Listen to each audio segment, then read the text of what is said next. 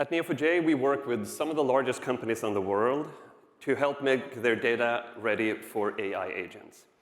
And today I want to talk to you about a problem that we saw emerging over the last, call it 6 to 9 months, and propose a solution blueprint for that. So let's say that we work at a big organization, a big bank, and we want to write an agent. Let's say that agent is helping automate the opening of a bank account, right? You can imagine that's very ripe for automation. You want to be able to orchestrate that process. And I'm going to use the powers bestowed upon me by a short keynote slot to grossly simplify what that agent looks like. I'm going to say there's 2 pieces. The first one is, let's call it the business logic. Some version of interpreting intent and plan, act, and we loop around that. It's what your agent does. And we know that when an agent acts, it doesn't always operate on data, but we equally know that in order for agents to be successful, a huge part of that is giving it access to the right data at the right time. So the second big bucket is, let's call it the data sources. Need to identify, figure out, okay, in order to solve my problem, I need access to these few things, and wire them up and make them available to the agent. In the example of our account opening agent, maybe we can imagine that we need to be able to validate identity. And so we might look at 2 data sources for that, the Department of Motor Vehicles, the DMV registry, and maybe some kind of passport verification service. So we wire that up into our agent, and it works. It's great. It's fantastic. And at the same time, you and other teams in your organization are building other agents, and conceptually, they look very similar. So that's great. It's fantastic. It works. But it has a few problems.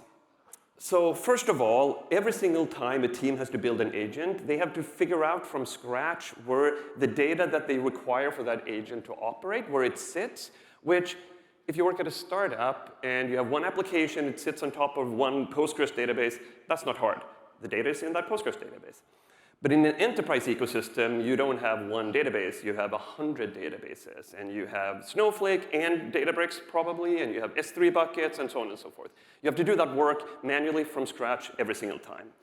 And then when you've found the data sources, you know, in an enterprise, there's lots of duplication of data. So then you need to figure out, like, is this the right data? Is it the right version? Can I trust it? Am I allowed to access it? So on and so forth. It also violates one of the core principles of software engineering, the DRY principle, don't repeat yourself.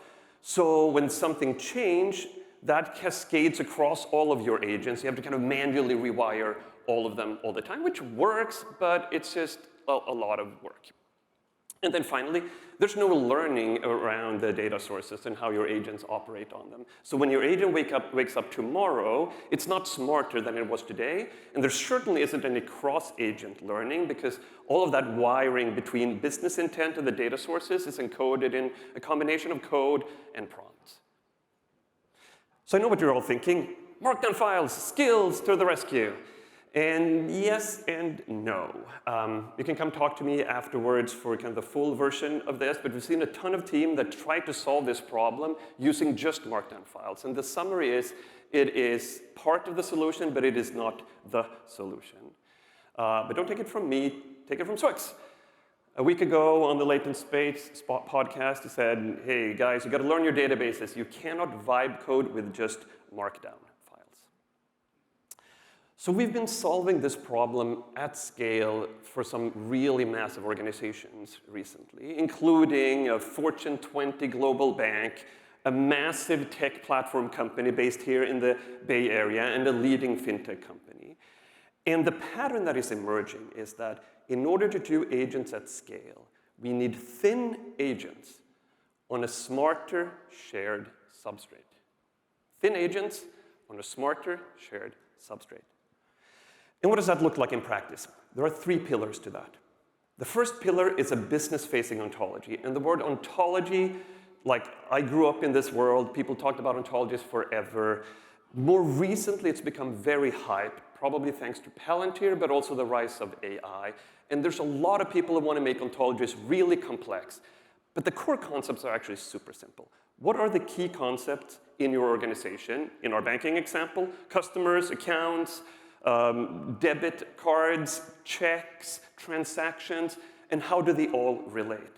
But very importantly, they are expressed in a way that makes sense to all the human beings working in your universe, right? All the people working in your company, it's expressed in that name, in that way. In other words, you don't say f_name. No, you have a customer and they have a first name. So that's the first, a business-facing ontology. The second pillar is a technical ontology. This is all the metadata of all the data sources and data assets in your enterprise ecosystem. I have 14 Oracle databases. I have 15 Neo4j databases. I have Snowflake and Databricks, and I have S3 buckets and all of that kind of stuff. Where do they sit? What are the schemas? All of that kind of good stuff. You construct that technical ontology in 3 key ways that we can talk about later, though not in this talk. And then you have a mapping between the two. So that customer that has a first name, that first name has a system of record, and over there, there's an Oracle database with a column called f_name, the mapping between the two. And then the third pillar is the runtime signals out of your agents. When they walk this graph and they execute, they leave the traces around, what have I tried, was I successful, what was the outcome, the execution traces. Those 3 pillars.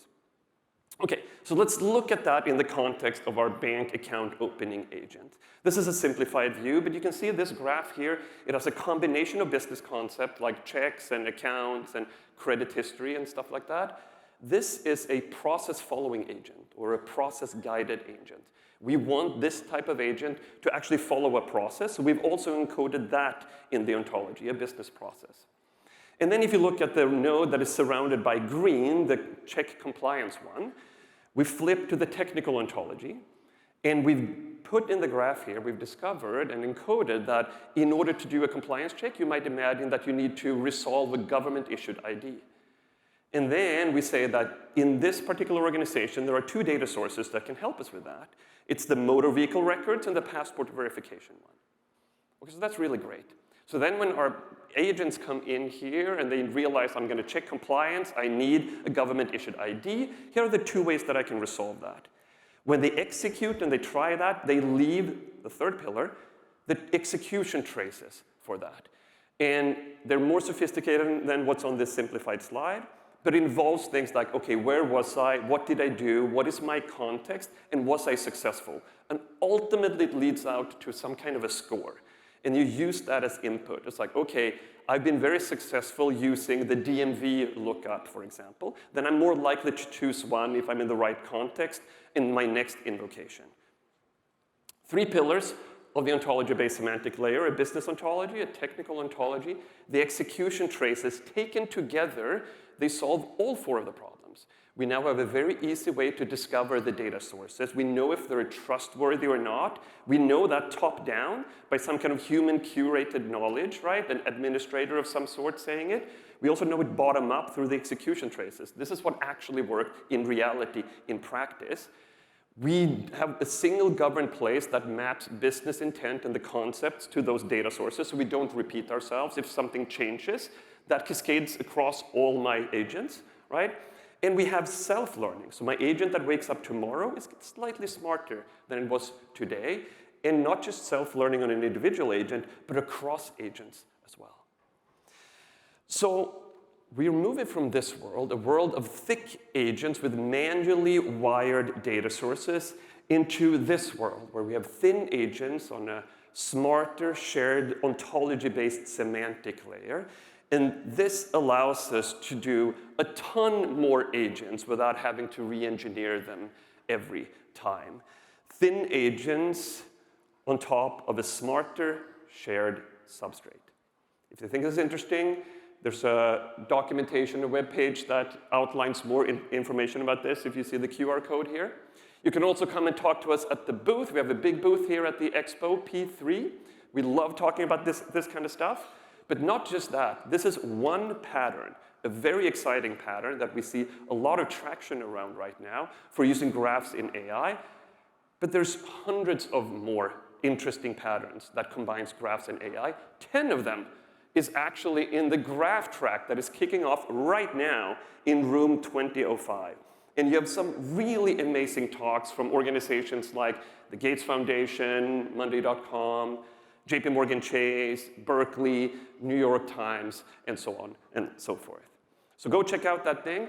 And then finally, this was primarily centered around organizations where you deal with many data sources and many agents. But if you're a startup building on Neo4j, love you. There is a startup program for Neo4j that is phenomenal. You get access to free credit, but more importantly, we've built up a dedicated solution engineering team that spend every day working with startups for free, helping them model their data in Neo4j, tune it for performance, and so on and so forth. So please sign up for our startup program. Thank you very much. Enjoy the conference. Have a good day, everyone.